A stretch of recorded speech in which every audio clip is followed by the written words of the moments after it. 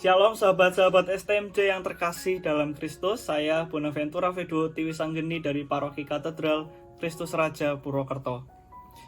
Salah satu bacaan hari Minggu tanggal 14 Mei tahun 2023 diambil dari surat pertama Rasul Petrus bab 3 ayat 15 sampai dengan 18.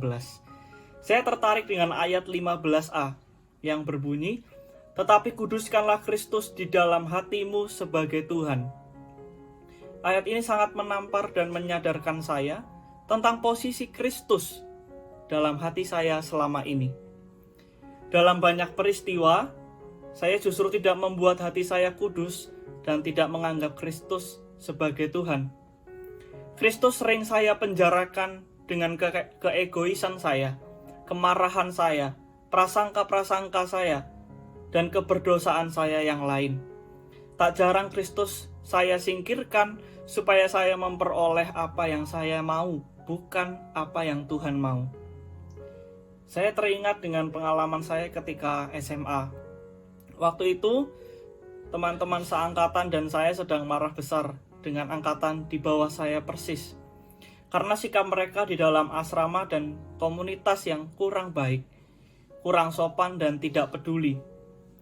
Tibalah suatu malam di mana waktu saya dan seluruh teman-teman saya mendatangi ruangan di mana mereka sedang rapat angkatan. Di situ saya langsung meneriaki mereka, menendang barang apapun yang ada di sana, dan hampir saja menendang kepala adik kelas saya, yang untungnya dia bisa menghindar. Tidak hanya itu, saya memaki-maki mereka dengan kata-kata kasar dan kata-kata yang tidak layak didengar. Hampir memukuli mereka dan mengajak mereka berkelahi.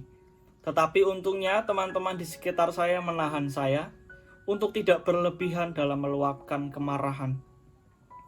Terlepas dari kejadian malam itu, ternyata menimbulkan trauma dalam setiap pribadi di angkatan adik kelas saya ini.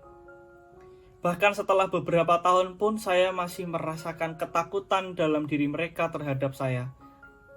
Tentu sikap saya malam itu bukanlah sikap yang mencerminkan Kristus yang murah hati dan lemah lembut. Kristus yang mengasihi dan mengampuni. Saya mengurung Kristus dalam hati saya dengan kemarahan saya. Saya gunakan sifat saya yang emosian menjadi alasan menyingkirkan Kristus sebagai Tuhan dalam hati saya. Dari ayat ini saya tersadar bahwa menempatkan Kristus sebagai Tuhan dalam hati saya tidak kalah penting dengan membuka hati saya agar Kristus masuk dan bertahta. Saya mau belajar untuk dipimpin oleh Kristus. Saya mau belajar agar hati saya selalu kudus, supaya Kristus bertahta dan memenuhi hati saya sebagai Tuhan.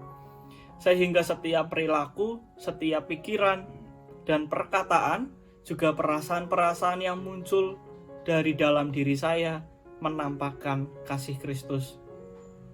Demikian sharing saya. Melalui firman-Nya hari ini, saya diingatkan dan diteguhkan untuk menempatkan Kristus sebagai Tuhan dalam hati saya dan menjaga hati saya agar tetap kudus dan tak bercacat di hadapan-Nya. Tuhan memberkati.